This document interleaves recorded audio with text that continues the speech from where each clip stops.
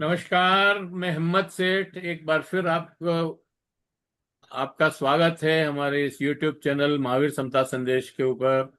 आज हम अ, एक एक बहुत ही चर्चित विषय है इस समय। पूरे देश में उसके ऊपर चर्चाएं हो रही है। उस पर हम बात करना चाहेंगे क्योंकि बहुत सारी बातें ऐसी हो रही है कि जिससे भ्रम पैदा हो रहा है और कई चीजें भ्रमित करने के लिए रखी जा रही है। तो आज हम इस पे रामलला के मंदिर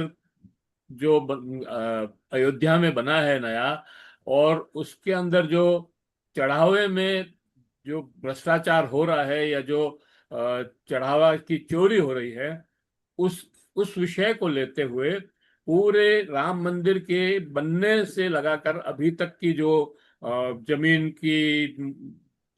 जमीन में जो धांधली हुई या उसमें जो भ्रष्टाचार हुआ, कुछ करोड़ की जमीन को करोड़ों रुपए में बेची गई। और वहाँ जो अभी एसआईटी काम कर रही है, अभी तो सवाल ये हो गया है कि एसआईटी वो है एसआईटी या खाली इंक्वायरी करने वाली एक कमेटी है। एसआईटी के पास तो सारी पावर्स होती है, वो एफआईआर कर सकती है, वो किसी को गिरफ्तार करवा सकती है। इस एसआईटी के पास तो कोई पावर नहीं है। तो ऐसे कई मसले हैं जिनके ऊपर हम आज बात करेंगे। हमारे साथ बात करने के लिए वो प्रसिद्ध पत्रकार जयशंकर गुप्ता हैं, बहुत ही अनुभवी। और इनका मैं थोड़ा सा परिचय दे दूं, फिर अपन आगे बात करेंगे। तो जयशंकर गुप्ता जो है आजमगढ़ के महू के रहने वाले, मतलब वहाँ के रहने वाले हैं बेसिकली। अभी तो दिल्ली में रह रहे हैं काफी सालों से। और इलाहाबाद से आपने अपनी पढ़ाई की, फिर शायद बीएचयू में भी रहे आप। और अ, पिछले 40-45 साल से पत्रकारिता में लगे हुए हैं। मेरा इनसे परिचय जो है बहुत पुराना, मतलब लगभग हो गए होंगे 30-35 साल तक। उसको भी जब ये एक बार ये इंडिया टुडे में काम कर रहे थे और उदयपुर आए थे, पेस्टिसाइड से जो प्रदूषण फैल रहा था उसकी सर्वे रिपोर्ट कर उसका उसकी रिपोर्टिंग करने, तब हमारा मिलना हुआ था। और उसके बाद से लगातार हम मिलते रहे हैं, आपस में बातचीत भी करते हैं। आपने बहुत सारे अखबारों में काम किया, और उसमें इंडिया टुडे तो है ही। लोकमत में लास्ट में काम किया, उसके बाद अभी देश बंधु में आप कार्यकारी एडिटर हैं या सलाहकार हैं, जो भी। आ, इसके बीच में नवभारत में रहे, लोकमत में रहे, और भी कई जगह आप रहे। और कुल मिला के ये है कि आपका बहुत ही ईमानदारी से काम करते हैं, और किसी की परवाह नहीं करते रिपोर्टिंग में। और आप प्रेस काउंसिल के मेंबर भी रहे, और प्रेस एसोसिएशन के अध्यक्ष भी रहे। एक और महत्वपूर्ण और उल्लेखनीय बात है, और विशिष्ट बात है जयशंकर जी के साथ, कि वो और उनके पिताजी विष्णु देव गुप्ता, दोनों जने जो है एक साथ आपातकाल में जेल में रहे। जयशंकर आपके पिताजी बहुत बड़े समाजवादी नेता थे, लोहिया जी के साथ काम किया उन्होंने, और विधायक भी रहे, इमरजेंसी में जेल में रहे, स्वतंत्रता सेनानी भी थे। और जयशंकर गुप्ता जी काफी समय तक तो भूमिगत रहे। भूमिगत रहते हुए बहुत सारा काम किया इन्होंने, इधर से उधर सूचनाएं भेजने का, ये अपना रीफ्लेक्स छाप करके बांटने का। मधुलिमय और ऐसे बड़े बड़े लोगों से भी उस समय आप संपर्क में थे। उसके बाद आप अरेस्ट हुए, और फिर ये पत्रकारिता में आए। तो ये एक बहुत बड़ा इनका जो काम है, उसको मैंने आपके सामने रखा। तो जयशंकर जी, आपका बहुत बहुत स्वागत है हमारे इस मंच पर। और हम पहली बार ही शायद महावीर समता संदेश यूट्यूब चैनल पर मिल रहे हैं, क्योंकि मैंने अभी यूट्यूब चैनल पे तो मैं काफी 2 साल से काम कर रहा हूँ, लेकिन ये जूम और इन पे बात करने का मेरा वो नहीं था, वो मुझे आता भी नहीं था। अभी मेरे को किसी ने सिखाया तो मैंने कहा अब मैं बात कर सकता हूँ। तो आपका बहुत बहुत स्वागत। और मैंने जो आपके सामने ये जो रखा है राम मंदिर की सारी बातें, मेरा ये तरीका ये है कि मैं एक बार छोटी सी भूमिका बना देता हूँ और फिर जो स्पीकर हैं, बोलने वाले हैं, उनके पास छोड़ देता हूँ। फिर बीच में कोई जरूरत पड़ेगी तो मैं प्रश्न करूंगा। उसके बाद आप बिल्कुल आप अपने हिसाब से 10-15 मिनट जो है आप अपने इस पूरे घटनाक्रम को समझा सकते हैं। तो आपका बहुत बहुत स्वागत है एक बार फिर। हमारे दर्शकों को बताएं कि राम मंदिर में किस तरह से लूट हो रही है, किस तरह से हुई, और अब क्या स्थिति है। क्योंकि वो टिन्नू यादव हिम्मत से वगैरह को अभी अखिलेश से भी जोड़ा जा रहा है। इसलिए हिम्मत सेठ जी, बहुत बहुत धन्यवाद आपका। तो परिचय तो कर ही दिया आपने काफी लंबा चौड़ा परिचय करा दिया। इतना बड़ा आदमी तो मैं नहीं हूँ, कतई नहीं हूँ। नहीं नहीं। लेकिन हाँ, ठीक है, समाजवादी मूल्यों के साथ, सोशल जस्टिस और धर्मनिरपेक्षता के मूल्यों के साथ खड़ा हुआ एक पत्रकार हूँ, और कभी कंप्रोमाइज नहीं किया। तो ये अब मेरी खासियत तो हो सकती है। यही तो बड़ी तथ्यों से बात है। कभी खिलवाड़ भी नहीं किया। तथ्य चाहे जो भी है, तथ्यों के साथ ही बात करता हूँ, तर्क के आधार पर ही बात करता हूँ। देखिए, सीधी सी बात है कि अयोध्या में जो राम मंदिर बना है, अयोध्या में तो सैकड़ों मंदिर हैं, हजारों की संख्या में मंदिर हैं। गली लेकिन गली में। जिस विवादित ढांचे को ढहा करके वहां पे मंदिर बनाया गया, और मंदिर पर जिस तरह से राष्ट्रीय स्वयंसेवक संघ ने कब्जा किया, लूट तो वहीं से शुरू हो गई। सीधी सी बात है कि ये जन जनास्था का विषय था। आम आदमी की, आम हिंदुओं की, सनातनी हिंदुओं की आस्था की बात थी कि ठीक है, रामलला वहां पैदा हुए थे। अब कहाँ पैदा हुए थे ये किसी को नहीं मालूम है, लेकिन वहां पैदा हुए थे, अच्छी बात है। अब चूंकि अब उसके विवाद में हम इस समय नहीं जाना चाहेंगे। सुप्रीम कोर्ट ने फैसला दे दिया तो उसको मानना है। हालांकि सुप्रीम कोर्ट ने भी कैसे फैसला दिया, एक बार तो कहा कि वहां कोई सबूत नहीं था कि साहब, जजों ने कहा कि कोई सबूत नहीं था कि साहब वहां पे मंदिर के वहां नीचे मूर्तियां रखी हुई हैं। दूसरी बात यह है कि जो 6 दिसंबर 1992 को बाबरी मस्जिद का विध्वंस किया गया, वो एक आपराधिक कृत्य था, ये हमारे जजों ने माना है। लेकिन चूंकि जनता की आस्था है कि राम वहां पैदा हुए थे, एक और बात इसलिए उन्होंने वहां। कही थी सर। मैं थोड़ा सा आपको बीच में टोक रहा हूं, लेकिन कोर्ट ने उस समय 3 बातें कही थी। 2 आपने बताई, एक और बात कही थी कि इस जब बाबरी मस्जिद यहाँ बनी थी तो प्लेन ग्राउंड था, कोई मंदिर मंदिर नहीं था यहाँ पर, कोई मंदिर हाँ, वही मतलब कहा, कोई वही। बिल्डिंग भी नहीं थी।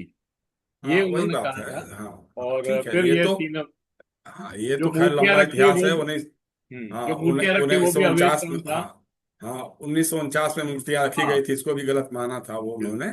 लेकिन ठीक है, अब चूंकि सुप्रीम कोर्ट ने कह दिया, लेकिन जो क्या कहा ये भी देखने वाली बात है। कहा था कि भाई वहां पे मंदिर बनेगा, भव्य मंदिर बनेगा, और उसके पास में ही थोड़ा दूर उससे मस्जिद भी बनेगी। मस्जिद भी बनी। बाबरी मस्जिद जिसका विध्वंस हुआ, ये भी सुप्रीम कोर्ट के ऑर्डर में है। हाँ, पांच तो किलोमीटर लेकिन, हाँ, लेकिन उस पर तो आज तक कभी उसका कुछ हुआ ही नहीं। उसके बारे में तो कोई जिक्र भी नहीं करता है कि भाई 5 किलोमीटर होगा, 2 किलोमीटर होगा, 25 किलोमीटर होगा, कोई होगा। लेकिन न तो जमीन कोई चिन्हित की गई, ना अलॉट की गई, ना कोई उसके लिए कोई नोटिफिकेशन हुआ। तो वो खैर वो अलग है। मेरा कहना यह है, हालांकि देखिए, सुप्रीम कोर्ट ने जो जजमेंट दिया था, मैं कहना नहीं चाहता हूँ माननीय अदालत के सामने, लेकिन जो फैसला देने वाले 5 जजेस थे, पांचों को सरकार से लाभ मिला। किसी को तो गवर्नर बना दिया, किसी को एनसीएलटी का चेयरमैन बना दिया, किसी को महाराष्ट्र लॉ यूनिवर्सिटी का चांसलर बना दिया, किसी को चीफ जस्टिस बनाया, किसी मतलब इस तरह से ये सारी कंटिन्यू चीजें करो। तो हुई। तो दूसरा ये है कि ठीक है, उसके बाद जो सुप्रीम कोर्ट ने यह भी कहा था कि मंदिर निर्माण के लिए एक ट्रस्ट बनेगा, और ट्रस्ट उसकी देख रेख करेगा। अब ट्रस्ट का गठन जो हुआ, वो माननीय गृह मंत्रालय से हुआ। माननीय प्रधानमंत्री जी ने पार्लियामेंट के अंदर उसकी घोषणा की कि इसके अध्यक्ष जो है, उनके पूर्व कैबिनेट सेक्रेटरी या सलाहकार जो भी थे, नृपेंद्र मिश्र जी, उसके अध्यक्ष बने। चंपत राय बंसल जी। अब इधर उनका नाम बंसल भी आने लग गया है। पहले चंपत राय जी थे, लेकिन अब ये हो रहा है कि उससे थोड़ा सा वैश्य समाज जो है उनके प्रति एक सहानुभूति लेकर के खड़ी हो जाए, तो अब उनको चंपत राय बंसल जी कहा जा रहा है। ठीक है। तो चंपत राय जी को महासचिव बनाया गया। और भी बहुत सारे लोग थे जो जो कहीं ना कहीं से संघ परिवार के साथ जुड़े हुए लोग थे। इन लोगों को ट्रस्टी बनाया गया उसका। और कुछ तो केंद्र सरकार के प्रतिनिधि हो गए, कुछ राज्य सरकार के प्रतिनिधि हो गए। ये पूरा इस तरह का गठन हुआ। तो अब उसके बाद से शुरू से ही देखिए, ये तो चंदा चढ़ावे की बात जो आ रही है तो बहुत ये है।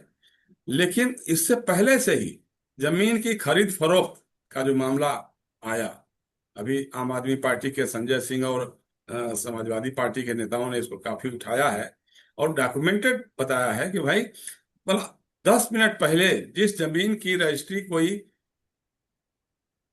चिट्टू तिवारी जी या क्या तो नाम है उनका, उन्होंने लिया 2 करोड़ रुपए में और रजिस्ट्री कराई, और 10 मिनट के बाद उसी को मंदिर के ट्रस्ट ने 18 करोड़ में खरीद ली। 18-20 करोड़ रुपए में खरीद लिया। अब मतलब सोचिए, या तो आपको कुछ भी पता नहीं है अयोध्या के बारे में, जमीन जायदाद के बारे में कुछ भी पता नहीं है, या फिर आपकी मिली भगत है। कुछ तो है ना कि भाई 10 मिनट के अंदर 2 करोड़ का 18 करोड़ या 20 करोड़ दाम कैसे हो सकता है। तो इन्होंने किया। फिर निर्माण कार्य में लगातार धांधली हो रही थी। वहाँ जो इंजीनियर थे वो बार बार कह रहे थे कि साहब इसमें गड़बड़ी हो रही है, इतना नहीं होना चाहिए, तो 40% से ज्यादा आप लोग खत्म कर दे रहे हैं इसमें। उनको हटा ही दिया। तो ये इस तरह का चल रहा था, लगातार चल रहा था। फिर बाद में जब ये तो चढ़ावे की बात तो अब आई है सामने, जून के पहले हफ्ते में जो वहाँ के विधायक रहे समाजवादी पार्टी के पवन पांडे, उन्होंने इस मुद्दे को उछाला और उन्होंने कहा कि साहब ये चंदे की रकम में चोरी हो रही है, चढ़ावे की रकम में चोरी हो रही है। तो ये चंदे की रकम नहीं है, ये चढ़ावे की रकम नहीं है, ये आस्था है। एक जनता की, हिंदुओं की, सनातनियों की आस्था है। उसको इन लोगों ने लूटा और सुनियोजित तरीके से लूटा। कौन कौन है? जो चंपत राय जी बताया जाता है कि कारिंदे तो उन्होंने बहुत सारे भरवा लिए थे, बहुत सारे सिक्योरिटी और क्या क्या सब रखवा लिया था अपना उन्होंने। हाँ, 400 लेकिन आदमी। चलती सिर्फ उन्हीं की थी। चलती सिर्फ उन्हीं की थी। मतलब कि कोई भी बात हो, कुछ भी हो, लगता था कि वो अयोध्या के राजा राम के वही उत्तराधिकारी हैं। मतलब वो जो कहेंगे वही आदेश है। सारे डीएम एसएसपी सारे लोग नतमस्तक रहते थे उनके सामने। तो उनकी देख रेख में जो हो रहा था, अब उनको कैसे पता नहीं था भाई कि जमीन का सौदा औने पौने दामों में हो रहा है। भाई कम दाम में खरीदे तो समझ में आता है ट्रस्ट की, चूंकि सेवार्थ है ना। भाई आस्था का मामला है, भगवान राम के लिए मंदिर बन रहा है, तो उसके लिए तो थोड़ा सा कम पैसे में ही खरीदना चाहिए। 2 करोड़ था तो कहते भैया 10-20 लाख कम करके ले लो। लेकिन उसको आपने 18 करोड़ लिया। और आज तो मैं देख रहा था किसी टीवी चैनल पे कोई दिखा रहा था ये कि साहब वो जो जिसने खरीदा है उसने क्या आलीशान महल बनाया है अयोध्या में, शीश महल बनाया है। और वो पैसा कहाँ से कहाँ गया। तो वो सब चीजें थी। और अब उसके बाद जब होने लगा, शुरू में चंपत राय जी ने क्या कहा, नहीं ऐसी कोई बात नहीं है, कोई ऐसी उल्लेखनीय बात तो है नहीं इसमें। अब वो दावा कर रहे हैं कि नहीं नहीं, वो तो मैंने जाके छापा डलवाया और मैंने बरामदगी करवाई और ये कराया। भाई बरामदगी हुई ना, पैसा बरामद हुआ ना। अब तो आ रहा है कि सारे सोने चांदी के जो जेवर जेवरात थे जिसमें रत्न जड़ित थे, वो नहीं, वो दिखाई नहीं दे रहे हैं। अब कुछ बाद में कहीं से निकल भी रहे हैं, कहीं से दिखाई दे भी रहे हैं। कहाँ छिपा के रखा हुआ था। अब एक जो आरोपी है उसके घर में तो वो चंदा कोष का जो टैग लगा हुआ है, वो स्कैनर लगा हुआ है, वो उसके घर से बरामद हुआ। तो वहां क्या कर रहा था वो भाई। इस तरह की बातें थी। लेकिन ये या तो आप, मतलब क्या कहा जाए, या तो आप एकदम अनजान आदमी हैं, आपको कुछ भी नहीं पता कि आपके नीचे, पैर के नीचे, जमीन के नीचे क्या हो रहा है, जहां आप बैठ रहे हैं उसके अगल बगल में क्या हो रहा है। या फिर चौकीदार ही चोर है। सीधी सी बात है, इसमें कहीं कोई लबोलुआब की बात हो ही नहीं सकती है। बिना आपकी मिली भगत के, बिना आपकी सहमति के, आपके जो लोग थे वो चोरी नहीं कर सकते थे। पुलिस को वहां जाने नहीं देते थे। ये भी है कि पुलिस वहां पहुंचने ना पाए, जाने ना पाए। बैंक इसको एक तो सीआईसी एक्ट में जो बैंक को भी इन्वॉल्व जो कर राय रखा था। जी, बैंक को भी इन्वॉल्व कर रखा था हाँ उसमें। बैंक को भी इन्वॉल्व किया था। अच्छा, दूसरा ये और बड़ा एक खेल हुआ था अयोध्या में कि तमाम बड़े लोगों ने, रईसों ने ब्यूरोक्रेट्स ने और पत्रकारों ने, मुझे कहने में शर्म नहीं है, ये और पत्रकारों ने भी बड़े पैमाने पे अयोध्या की पेरीफेरी में जमीन खरीदी। जमीन खरीदी। मालूम था कि साहब इसका टूरिस्ट बहुत बढ़ेगा, ये होगा वो होगा, तो होटल खरीदें। गुजराती भाइयों ने बहुत सारा किया, कंस्ट्रक्शन मैक्सिमम काम उन लोगों ने किया। आज जो कंस्ट्रक्शन का हाल है वो तो खैर आप देख ही रहे हैं, शुरू में ही मंदिर टपकने लगा था, जो गर्भगृह में ही पानी टपकने लगा था, इस तरह की बातें भी सुनने में आई थी। तो ये सब खैर चीजें थी, लेकिन ये जिस तरह का होने लगा, भाई चंपत राय जी को तो उसी समय, जिस समय ये बात आई सामने, कैमरे हटाए गए, कैमरे नहीं काम नहीं कर रहे हैं, कैमरे जो जिस तरह सीसीटीवी फुटेज होना चाहिए वो नहीं है, जितने नाम होने चाहिए। देश भर में और भी तो बहुत सारे मंदिर हैं, तिरुपति में भी है, सबरीमला में भी है, या वहां पे हमने देखा था केरल में पद्मनाभा मंदिर है, वहां पर जाते समय और जो पुजारी लोग थे उनकी पूरी की पूरी नंगे बदन एक रहते कपड़े लगा करके, और उनकी सारी स्कैन होकर के जाता था सारा। अभी यहाँ तो कुछ बजट। भी नहीं था, यहाँ आराम से लोग पैसे गिन रहे हैं, उसमें से निकाल के जेब में रख रहे हैं और कहीं और ले जा रहे हैं, और ये सब उनके देख रेख में चल रहा है, उसमें कहीं कोई मतलब नहीं। तो ये अभी तो जो नया लेटेस्ट आया है, आजकल में ही आया है। अब सोचिए कि इस देश में गृह सचिव रहे हैं senior IAS Lakshmi Narayan, S Lakshmi Narayan, उन्होंने कहा है कि साहब हमने अपनी माँ के और हमारे पास जो भी जेवर जेवरात थे वो सबको गला करके, 1 किलो से ज्यादा का जेवर था जो, उसको गलवा करके और उसका सोने का जड़ित रामचरितमानस तैयार करवाया था और ले जा करके दिया इन लोगों को। उसके फोटो है, वीडियोज दिखाई दे रहे हैं, और कहा कि साहब इसी बहाने रामचरितमानस की भी पूजा होगी। वो साहब वो तो गायब है। वो भी अब वो गायब। कह रहे हैं, वही कह रहे हैं कि साहब गायब है। अब कुछ उनके लोग कह रहे हैं, लोग मंदिर के लोग, नहीं साहब हो सकता है कि देखिए काकभूसुंडी के बारे में कह रहे थे कि वो भी गायब है, लेकिन वो मिल गए ना। अरे तो भाई मिल गए तो आप बताइए ना, लक्ष्मी नारायण जी कह रहे थे कहाँ रखा है, कहाँ छुपा के रखा है, कहाँ चुरा के रखा है, कुछ तो बताइएगा। वो कुछ नहीं बता रहे हैं। सरकार ने क्या किया साहब, एक एसआईटी बना दिया। भाई कायदे की बात थी, जिस समय ये सब आए आरोप आए, चंपत राय जी को उसी समय इस्तीफा देना चाहिए था, त्यागपत्र देना चाहिए था, और कहना चाहिए था कि भाई अगर ऐसा कुछ भी हुआ है, ये मामला बहुत संगीन है, इसकी जुडिशियल इंक्वायरी होनी चाहिए। लेकिन जुडिशियल क्या, इन्होंने तो आरटीआई एक्ट से भी बाहर करवा लिया। मतलब मंदिर के ट्रस्ट को, उसकी जांच सीआईसी भी नहीं, चीफ इंफॉर्मेशन कमिश्नर भी उसकी जांच नहीं कर सकता, पूछ नहीं सकता कि भाई आपका लेन देन कहाँ से हो रहा है, क्या हो रहा है। ठीक उसी तरह से जैसे हमारे प्राइम मिनिस्टर जी का है PM care fund, PM care fund में कहाँ से पैसा आ रहा है, कहाँ जा रहा है। अच्छा ये सारे लोग हैं बड़े आराम से कह देते हैं कि साहब उनका तो कोई है नहीं, आगे पीछे है नहीं, न कोई बेटा बेटी है, न कहीं बीवी है, न कहीं कुछ है, तो वो क्या करेंगे पैसे लेकर के। अरे भाई क्या करेंगे नहीं मालूम है, लेकिन हो क्या रहा बताओ ना सही।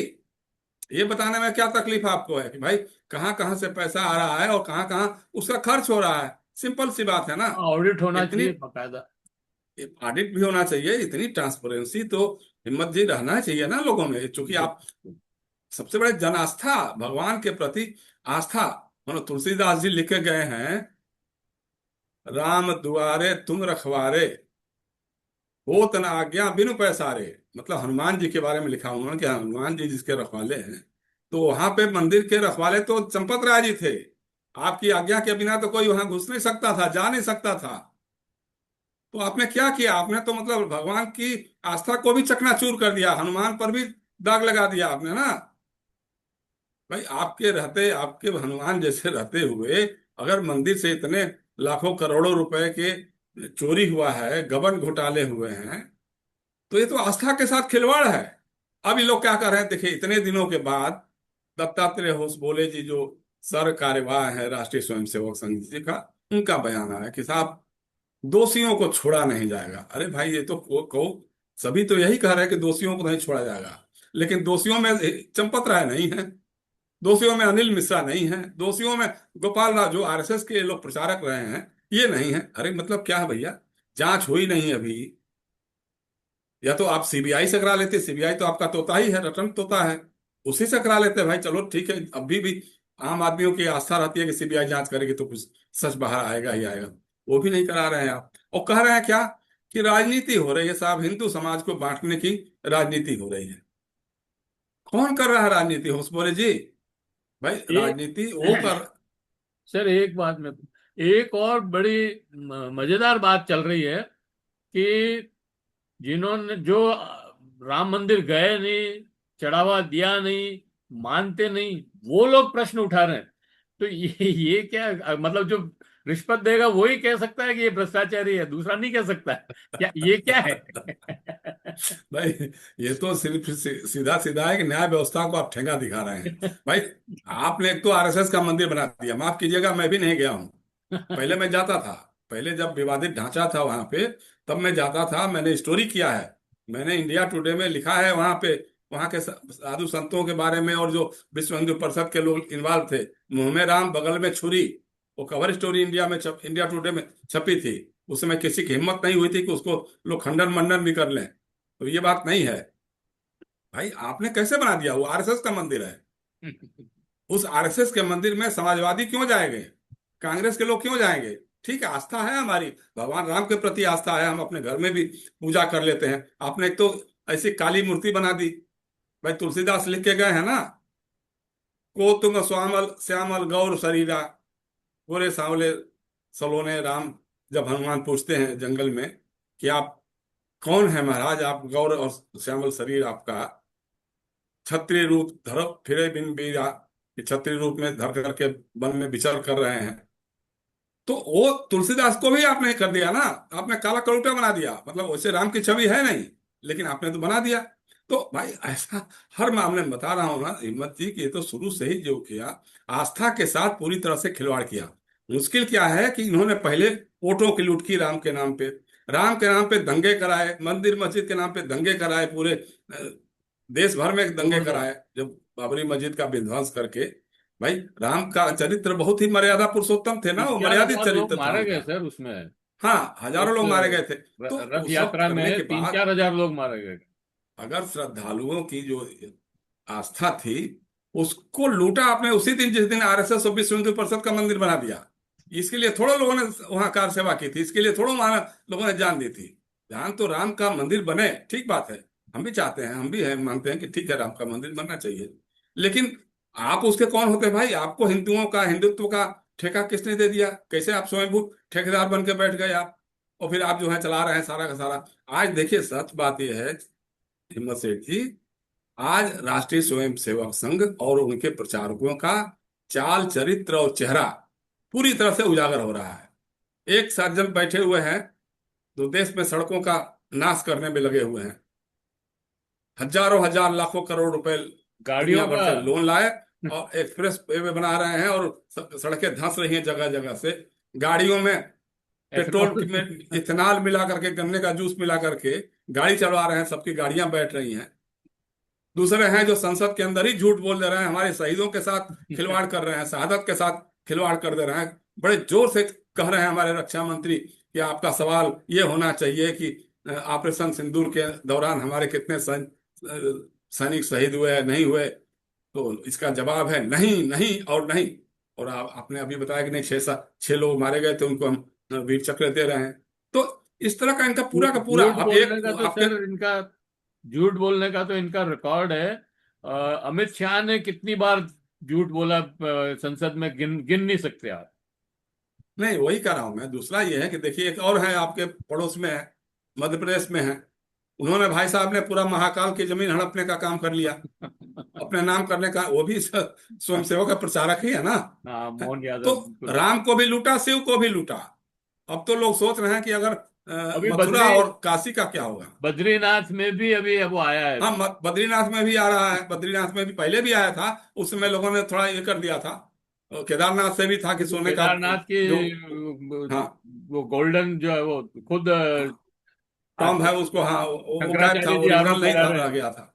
तो इस तरह की बातें हैं। अब सवाल ये, लोग कह रहे हैं कि नहीं राजनीति कर रहे हैं आप, इसके लिए आप लोग एक नया सी गुफा चल रहा है कि साहब, वो टिन्नू यादव जो था, वो हाँ। अखिलेश यादव को बार बार फोन करता था।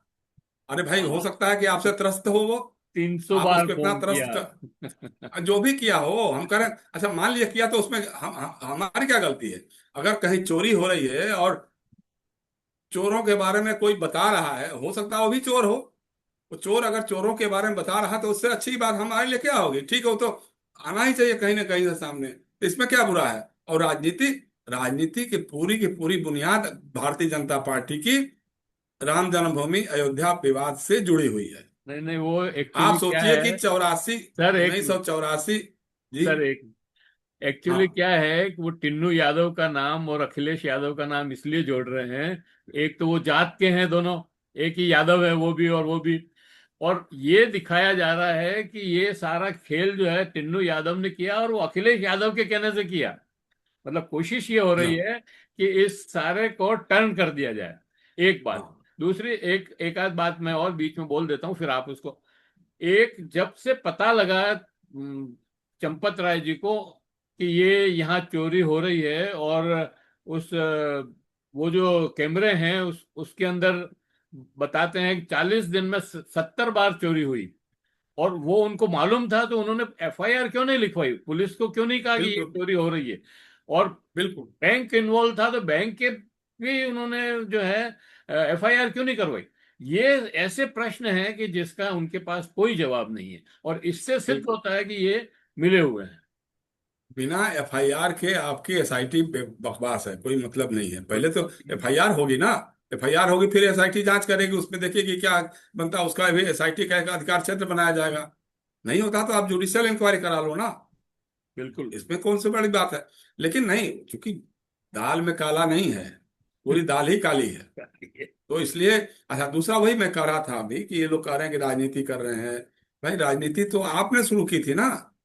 जो भारतीय जनता पार्टी 4 सीटों पे सिमट गई थी, दो दो 2 सीटों पे सिमट गई थी 1984 में, आपने राम जन्मभूमि का मामला उठाया, मस्जिद मंदिर मस्जिद के झगड़े को आगे बढ़ाया। नतीजा हुआ कि 1989 में आपकी 86 सीटें करीब पहुंच गई, 86 88 जो भी सीटें हो गई थी। पहली बार इतना ग्रोथ हुआ था ना।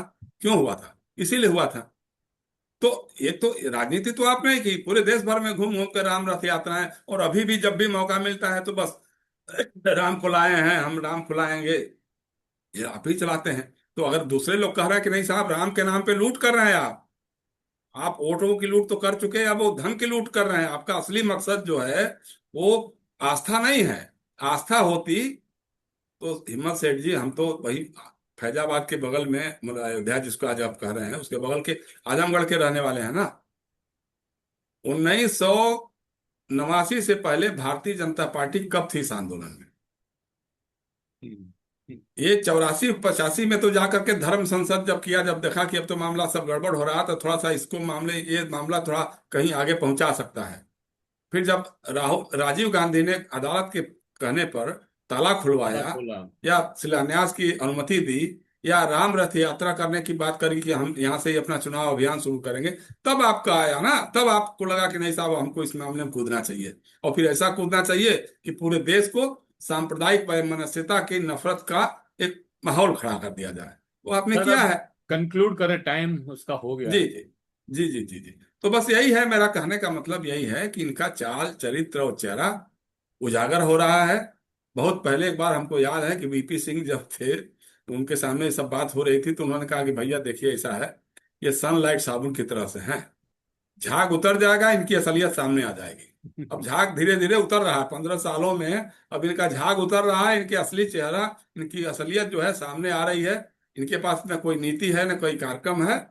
बस मंदिर मस्जिद करते रहो, हिंदू मुसलमान करते रहो। अब उससे भी लोग आज ही जा गए कि भैया हमको ये बेवकूफ बनाया था, उल्लू बना करके हम हमारे नाम पे ये चढ़ावा लिया, पैसा लिया, और लूट करके अपना माला माल बन रहे हैं सब।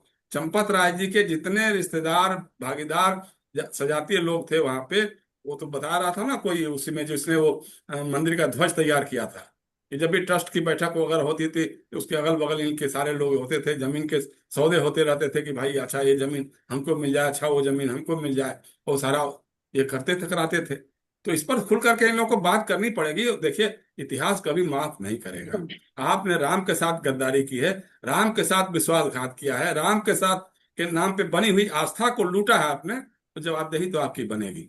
अब बनेगी 2027 के ये चुनाव में बनेगी, या 29 में बनेगी, कब बनेगी ये मैं नहीं कह सकता हूँ।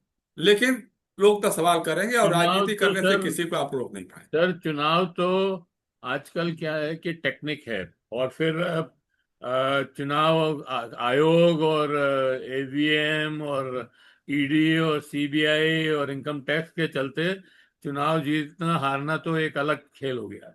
उससे आपको कुछ पता नहीं लग सकता कि आपकी जनता आपके साथ है या नहीं है। ये कोई पक्की बात नहीं। तो इसी पॉइंट पर हम इस बात को खत्म करते हैं। आपका बहुत बहुत आभार, आपने बहुत अच्छे से सारी चीजों को रखा। और फिर हम आगे और बात करेंगे जैसे जैसे डेवलपमेंट होगी या और किसी विषय पर। तो आपका बहुत बहुत फिर एक बार फिर से आभार, और समय देने के लिए और हमारी रिक्वेस्ट स्वीकार करने के लिए। आप सब लोगों से भी ये अपील करना चाहता हूं कि अगर आपने अभी तक भी हमारी यूट्यूब चैनल महावीर समता संदेश को सब्सक्राइब न किया है तो सब्सक्राइब कर लें, बेल आइकन दबाना न भूलें। और अगर वीडियो अच्छे लग रहे हैं तो लाइक करें, फॉरवर्ड करें और लोगों को भेजें। ये जरूर है कि हमारे वीडियो थोड़े लंबे भी होते हैं और गंभीर भी होते हैं। तो गंभीरता से अगर आपको समझना है, विश्लेषण दिखना है, तो हमारे वीडियो को पूरा देखें।